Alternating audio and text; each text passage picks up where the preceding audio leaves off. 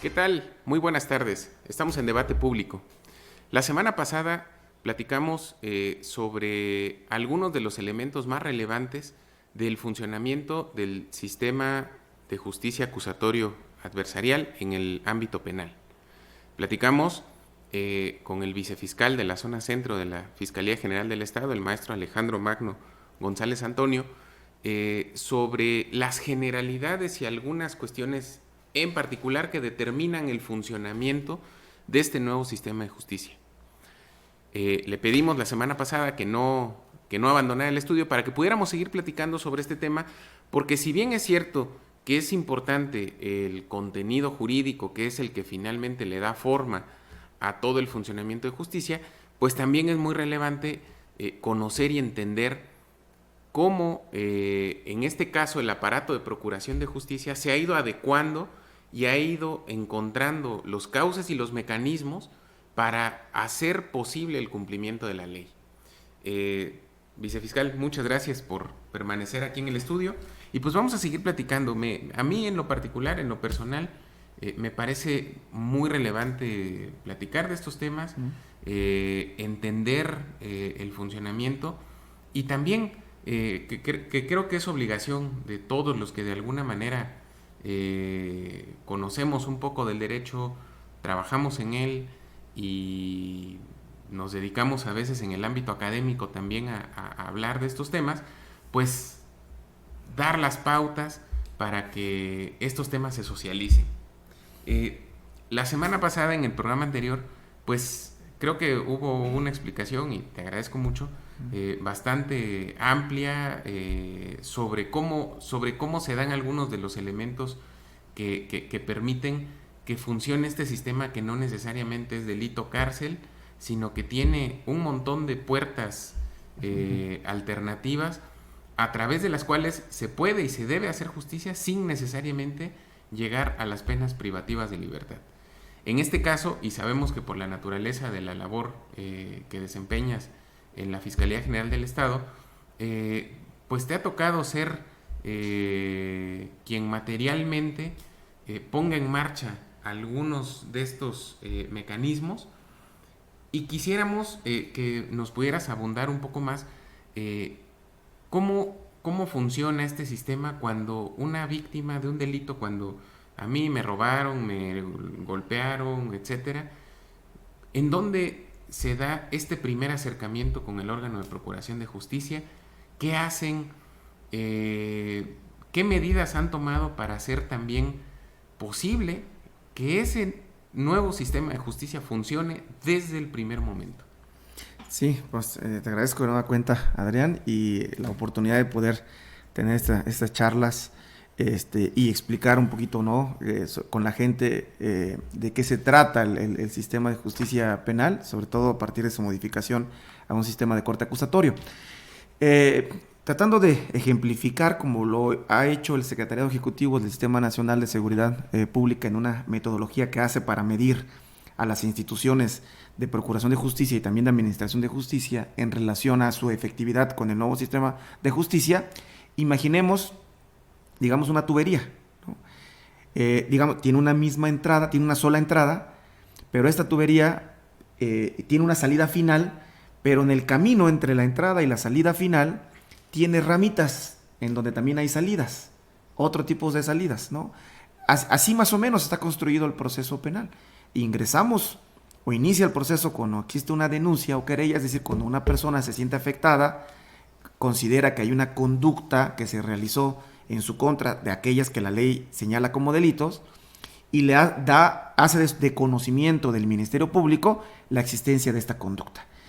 Cuando se persigue de oficio, son conductas tan importantes para el Estado que incluso sin que la víctima acuda, cualquier persona, o simplemente porque se entere el Ministerio Público por cualquier medio, se obliga a iniciar, digamos, con este proceso.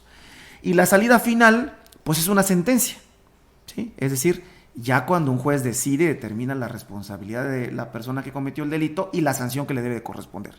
Pero entre este inicio y esta salida existen, digamos, muchas ramitas, ¿no?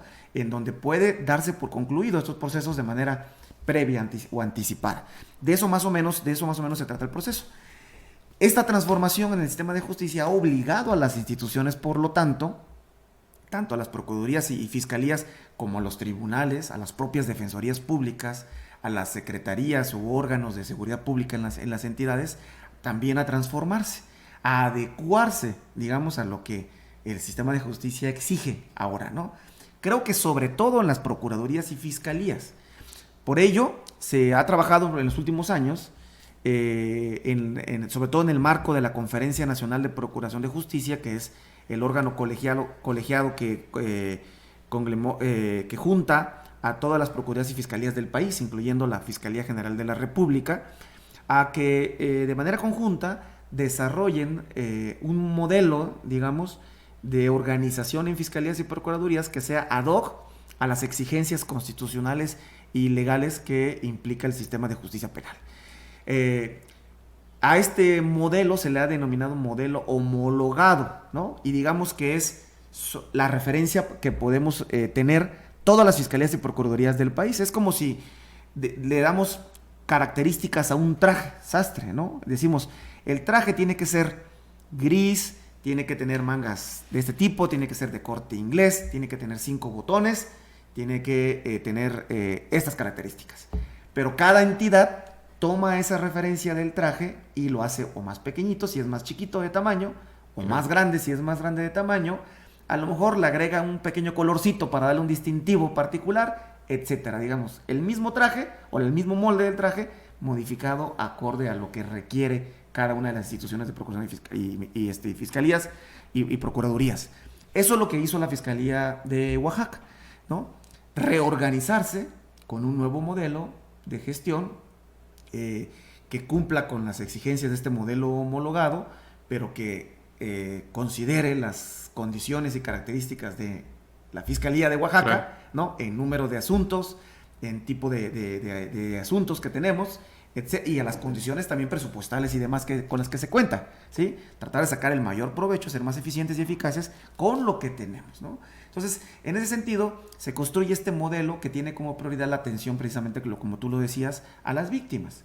Encontramos en la Fiscalía de Oaxaca hace 2 años, haciendo un registro de ingreso de las personas que llegan a nuestras oficinas, el tiempo promedio que pasaban entre que llegaban a la oficina y eran atendidas por un ministerio público.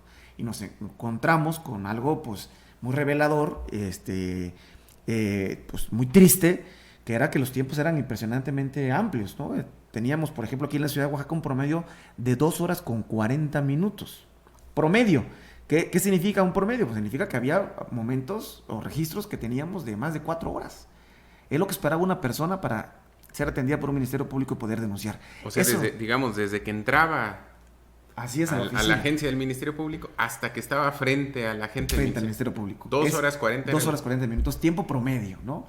Claro. Y entonces eso desincentiva, por supuesto, las denuncias. Claro. Si yo tengo que ir a denunciar y voy a estar 3 horas esperando a que me atienda el Ministerio Público, más el tiempo que voy a llevar en denunciar y en lo que va a llevar el proceso en sí mismo, pues por supuesto que se desincentiva la presentación de denuncias, ¿no? Entonces, fue una de las primeras cosas que dijimos, a ver, el modelo tiene que priorizar la atención a las víctimas, se tiene que generar las condiciones para que puedan ser atendidas de manera inmediata o lo más pronto posible, o con menos tiempo tardado posible. Deben ser atendidas de manera adecuada, porque también nos encontramos con muchísimas quejas respecto a la atención que se tenía en la Fiscalía. Y no lo quiero justificar y no quiero decir que sea normal, pues, pero digamos que el Ministerio Público que recibe las denuncias o la policía que en ayuda al Ministerio Público recibe las denuncias, su enfoque de capacitación no estaba en la atención a las personas, ¿no? Y entonces costaba trabajo entender que nadie llega a la Fiscalía por gusto. Claro. Nadie va a llegar al Ministerio Público porque tenga ganas de ir. Van porque sufrieron un evento, ¿no? Van porque van molestos ya, van golpeados, lesionados, van desesperados, van en condiciones difíciles, emocionales, etcétera. Y eso lo tiene que entender el servidor que recibe a las personas. Y hemos trabajado mucho en eso. No voy a decir que ya no suceda o que ya no tengamos quejas respecto a la atención. Por supuesto que esto no se acaba de un día para otro, pero creo que se ha mejorado muchísimo a partir de que se organiza de una manera distinta. ¿Qué hicimos? O lo primero que se hizo en este modelo de organización, crear a un ministerio público que tuviera una capacitación focalizada ¿sí? Y perfil, también distinguir un perfil focalizado en la mejor atención posible a las personas, ¿no? Claro. Y le denominamos fiscal orientador. Como les decía, hay un modelo homologado. El modelo homologado habla de orientadores. Hay fiscalías que han determinado abogados o asesores orientadores o simplemente orientadores. Hay otras, como lo hizo Oaxaca, no somos los primeros en hacerlo, que lo que hicimos es crear un ministerio público o fiscal orientador, quien tiene atribuciones de ministerio público, pero al mismo tiempo también de orientar, ¿sí? Buscamos y seleccionamos perfiles de acuerdo a estas necesidades y hemos trabajado en la capacitación permanente también para que puedan cumplir con estas funciones. A estos orientadores los concentramos en un área específica, la que se les llama generalmente en las fiscalías unidades o centros de atención temprana o inmediata, ¿no? En el caso de Oaxaca se llamaba Centro de Atención Temprana, hemos modificado el nombre, se llama ahora CODI, que es un Centro de Orientación, Denuncia y Determinación Inmediata, y en esta área concentra a estos fiscales orientadores que están en prácticamente todas las agencias del Ministerio Público que existen en el Estado. No tenemos presencia solamente en aquellos distritos en donde por el tipo de carga de trabajo que es menor, no logramos justificar poder tener ahí un Ministerio Público más, pero tenemos módulos prácticamente en todos los distritos que tienen un determinado número de carga importante de la Fiscalía del Estado, ¿no? Iniciando con el centro, que es aquí en la ciudad de Oaxaca, en la calle de Arista, que trabaja 24 horas y recibe pues, todas las denuncias de la capital, que dicho sea de paso, pues representa más o menos el 52-53% del total de las denuncias recibidas en la Fiscalía en el Estado, ¿no? La capital es un lugar en el que se reciben, digamos, muchas denuncias, ¿no? Y entonces creamos como primer paso este centro de orientación para que el orientador atendiera más rápido, atendiera mejor a las personas y tuviera la capacidad de explicar lo que platicábamos ya en el programa pasado, que es lo que significan las salidas alternas y particularmente los mecanismos alternativos, porque estos son herramientas voluntarias de las partes. La institución no puede obligar a las partes a someter su asunto a un acuerdo reparatorio ni a una suspensión condicional. Se requiere voluntariedad. Pero, ¿quién va a tener voluntad de hacerlo? Pues quien conoce de qué se trata. Si el Ministerio Público no tiene la capacidad suficiente de transmitir o explicar de qué se tratan estas figuras, probablemente no va a aceptar la víctima someterse a este asunto. Pero si alguien con la capacidad suficiente explica de qué se trata una salida alterna, de qué se tratan los acuerdos reparatorios o la suspensión condicional del proceso, tenemos mayores posibilidades de que el asunto se canalice y se resuelva a través de estas salidas, ¿no? Cuando llegamos hace 2 años a la Fiscalía General, se derivaban solamente el 1.5% del total de las investigaciones iniciadas en la Fiscalía se derivaban a las áreas de justicia alternativa. Y de esas, menos de la mitad se resolvían. Hoy por hoy, podemos decir que la Fiscalía de Oaxaca es la número 1 en el país en derivaciones de justicia alternativa. Se deriva, en un promedio, entre 22%. Hemos llegado meses a derivar el 27% del total de asuntos que se inician y se resuelve poquito más del 50% de ese total, se resuelve a través de la justicia alternativa, lo que nos hace, insisto, ser la Fiscalía número 1 del país en este rubro en específico. Claro. Estamos resolviendo y mucho de los asuntos a través de estas vías, ¿no?, de justicia alternativa, y en gran medida esto se debe precisamente a la creación de esta figura del fiscal orientador, que es el primero en recibir a una víctima, ¿no? En términos claros y ejemplificativos, si yo quiero presentar una denuncia, acudo a la agencia del Ministerio Público y quien me va a recibir, quien tendría que recibirme, quien tiene que ser la primera cara que yo voy a ver, es un fiscal orientador. Claro. Y este fiscal orientador me tiene que recibir de manera inmediata y me tiene que atender bien y me va a explicar si el delito por el que voy a denunciar procede de la justicia alternativa, de qué se trata. Y si yo acepto, va a derivar mi asunto con los facilitadores para que se traten de resolver a través de la justicia alternativa. Y si no acepto o el delito que voy a denunciar no es de los que se puedan resolver a través de estas herramientas, entonces me va a canalizar con un Ministerio Público de investigación. Es decir, un Ministerio Público con otro perfil, claro, con otras capacidades, que lo que tiene que hacer es investigar y judicializar mi asunto frente a los jueces para buscar la sanción correspondiente. Hoy en día ese tiempo de espera que decías que era de 2 horas 45, ¿a cuánto se ha reducido? El tiempo promedio que tenemos en la capital es de 5 minutos.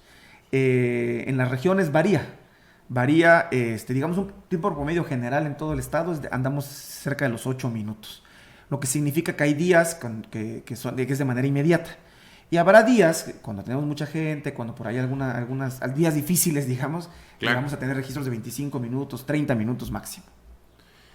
Y entonces este fiscal orientador, para que pues, podamos seguir esta misma lógica, es el que te dice, tú llegas, le cuentas le cuentas tu pena, Así es. el drama, delito, sí, tu drama, lo que sí. te pasó, y él te dice, mira, tienes la salida A, la salida B, Es correcto. o la salida C, si fuera el caso, ¿no? Esto ocurre en este Centro de Orientación, Denuncia y Determinación. Así es, en Oaxaca.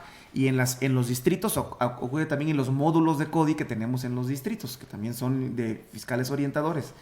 E incluso estamos dando un servicio, en el caso de Oaxaca, en el modelo oaxaqueño, no en todas las fiscalías, no es una obligación del Ministerio Público, de asesoría.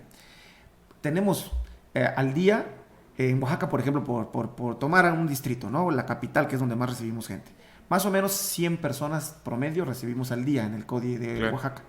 De esas 100 personas que más o menos llegan al día, 60 no van a denunciar.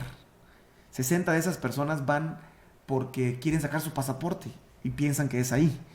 Que tienen un asunto de carácter civil o de carácter familiar, por ejemplo, quieren demandar una pensión alimenticia y piensan que es ahí. Claro. Algún trámite que requieran una licencia, unas placas, etcétera. Anteriormente, pues llegaban y se les decía, a ver, perdón, aquí no es. Aquí solamente recibimos denuncias, ¿no? Ahora no, ahora damos la atención de asesoría y canalización que implica, mira, si lo que tú quieres es demandar una pensión alimenticia, no corresponde a nosotros recibirte, pero te voy a decir a quién sí. Te voy a dar el domicilio, te voy a dar un oficio incluso canalizándote para que te atiendan más rápido y además voy a hacer una llamada telefónica para que te esperen en donde están. Entonces, hacemos un registro de atención. Claro. Es decir, nosotros lo contamos como parte de nuestro trabajo, hacemos un registro de atención, le damos seguimiento y le damos conclusión una vez que fueron recibidos en el área del Estado o privada, a donde las canalizamos porque era lo que les correspondía, ¿no? Entonces, este es un servicio, digamos, extra que está dando la Fiscalía a través precisamente de los orientadores. Claro, ¿Sí? porque además eso es, si lo vemos desde esta perspectiva, esto es así como una especie de vacío que hay entre todo el sistema de justicia en general, o bueno, no el sistema de justicia, sino creo que a nivel de todas las instituciones del Estado, que no existe una en específico que cuando el ciudadano tiene una duda de, como bien lo decías, qué trámite hacer, a qué autoridad acudir, dónde está esa autoridad, pues se vuelve como buscar en un sentido una aguja en un pajar, porque sabemos que el Estado en sus 3 ámbitos pues es bastante grande, y luego pues también se vuelve como una especie de viacrucis, porque quizá a veces ocurre, y más ocurre con personas a veces que vienen de comunidades del interior del Estado, que pues para ellos el gobierno puede ser la fiscalía que está en Arista, pues, ¿no? Así es. O sea, en Es resumen, correcto. ¿no? Porque saben que ahí está, porque saben que ahí ha estado siempre, y saben que a lo mejor es la puerta que pueden ir a tocar, pero si nadie les dice, oye, fíjate que no es aquí, es allá, y además allá tienes que a lo mejor decir, llevar este documento para que te puedan atender. Así es. Pues creo que al final de cuentas no es, como bien dices, un servicio que sea obligación de la Fiscalía, pero sí es algo que le sirve al ciudadano, que creo que al final es lo que tendría que estar de fondo en esto, ¿no? Así es, como una institución de Estado. Si bien la Fiscalía ya no forma parte directamente, digamos, del gobierno, por la autonomía que la Constitución nos da, sí somos una institución del Estado. Y como tal, nos debemos también, como institución pública del Estado, a los servicios que debe otorgar el Estado. Por eso es que entendemos nuestra función primordial de procurar justicia y principal, claro, y tratamos de concentrar los esfuerzos en ella, pero también entendemos el servicio que la ciudadanía requiere y lo que implica eso. Entonces, por eso estamos dando este servicio a través del fiscal orientador, que nos ha dado muy positivos resultados. Son muchísimas las personas, insisto, 60% del total de las personas que llegan, al menos aquí en Oaxaca capital, no van a denunciar, llegan a la fiscalía por equivocación, por dudas, ¿no? Etcétera, ¿no? Claro, oye, y antes de que se nos termine el tiempo, porque bueno, no estamos todavía apretados de tiempo, pero bueno, sí.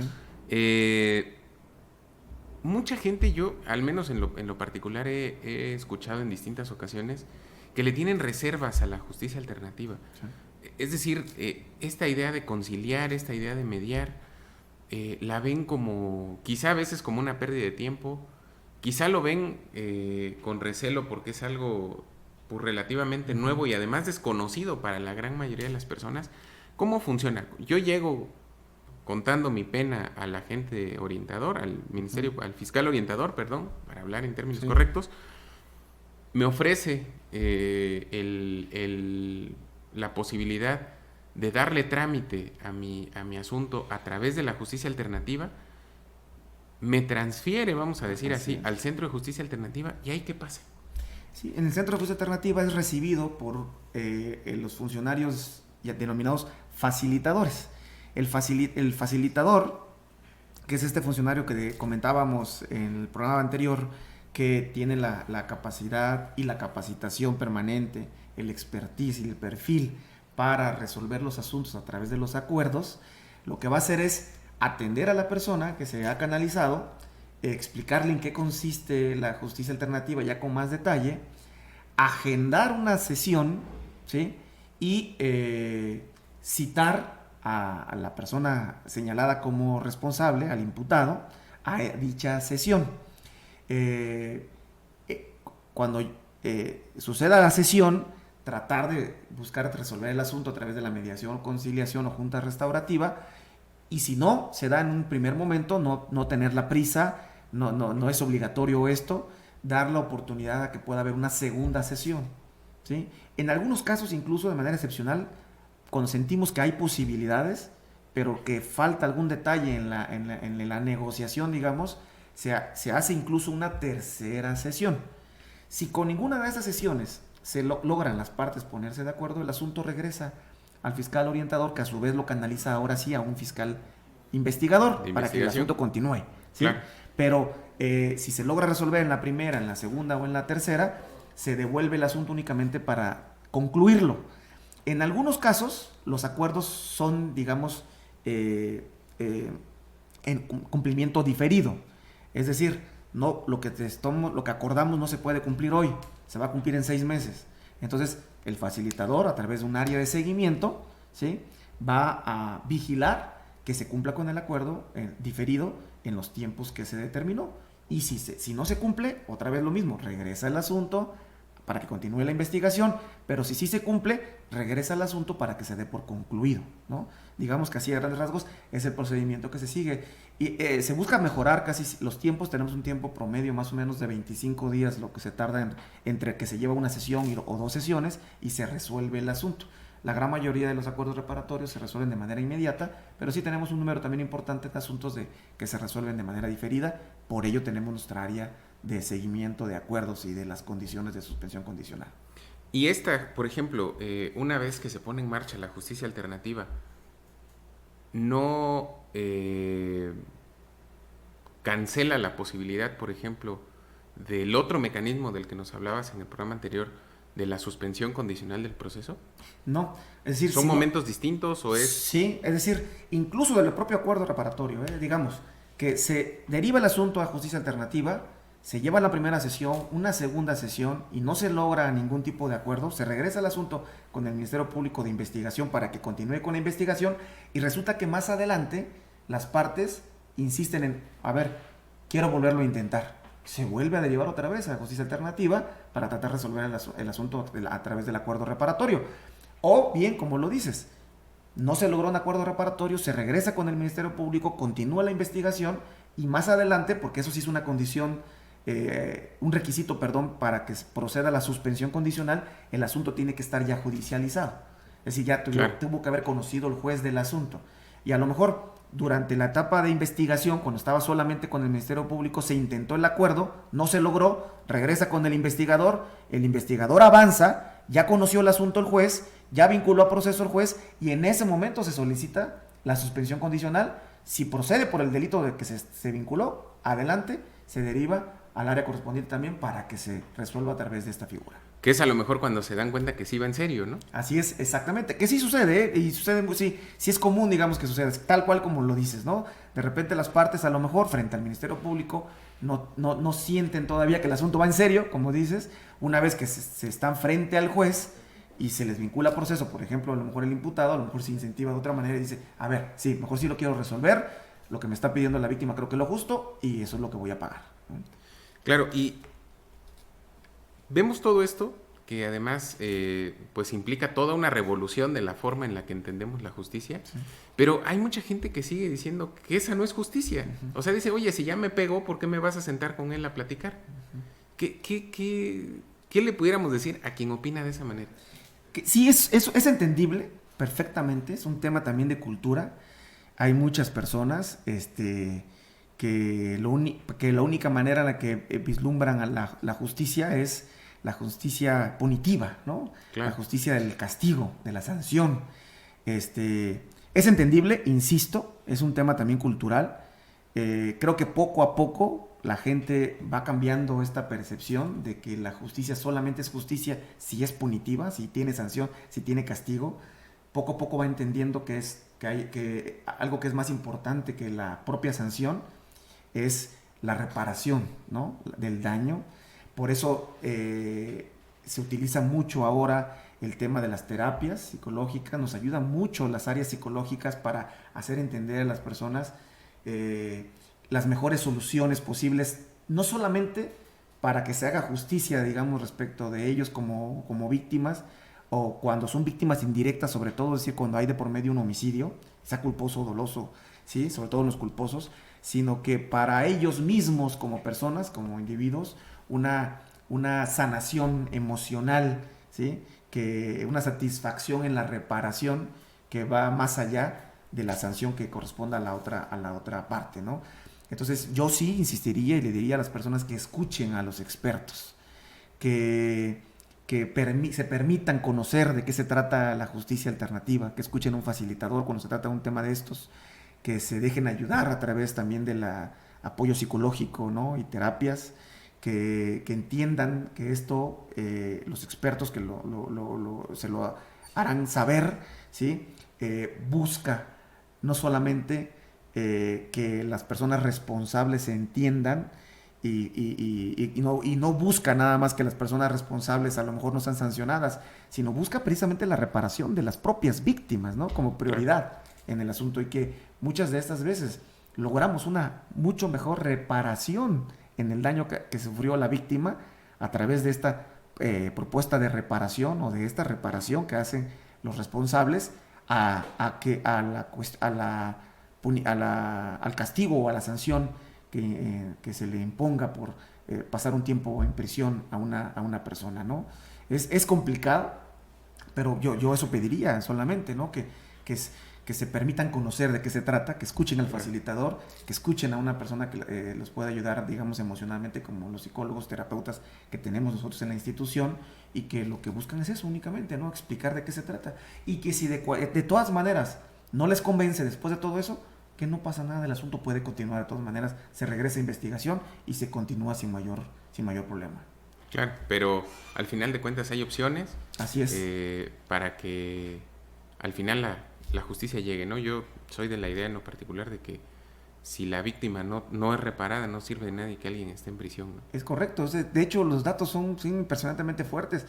Los montos de reparación del daño que se recupera a través de la justicia alternativa son cerca de 800% más que lo que se recupera cuando hay sanción punible, porque si llegas a una sentencia condenatoria, te condenan, por ejemplo, a 8 años de prisión, pues probablemente vas a pasar 3 o 4 años en prisión y no vas a pagar la reparación del daño. Claro, ¿sí? Y además arguyendo, diciendo, justificando que pues no tienes recursos. Estás ¿no? en prisión, ¿no? Así es. En cambio, a través de la justicia alternativa, la reparación del daño son cantidades muy importantes. Nada más el año pasado, en el caso de Oaxaca, se recuperaron más de 40 millones de pesos en favor de las víctimas como monto de reparación del daño. O sea, son cantidades importantes de dinero, insisto, no es que sea lo más importante el dinero, el recurso económico como tal, pero forma parte de la reparación, ¿no? Claro. De la mano con la reparación económica van otras cuestiones u otros factores de reparación, pero sí es importante y no tiene nada de malo, ¿no?, que una víctima reciba como parte de esa reparación, claro, una cuestión económica. Claro. Vicefiscal, muchas gracias por habernos acompañado en Debate Público. Al contrario, muchísimas gracias, Adrián, y ojalá más adelante podamos tener más oportunidades. Ya no logramos hablar más de la organización en las otras áreas, ¿no? Claro. En la Fiscalía, lo que implica el ahorro de recurso a través del CODI y la justicia alternativa, implica un ahorro de recurso importante para concentrar esto en las otras áreas que implica nuestra organización, ¿no? Nuestras áreas de investigación ordinaria, digamos, y nuestras áreas de investigación especializada, que tiene que ver con este 2 o 3% de los asuntos de más alto impacto. De más alto impacto. Seguramente, cuando tu agenda te lo permita, sí, pues aquí nos seguimos viendo para platicar. Claro que sí, muchas gracias. Gracias, sobre todo gracias a ustedes que nos acompañaron una vez más aquí en Debate Público. Aquí nos vemos el próximo miércoles. Muchas gracias y muy buenas tardes.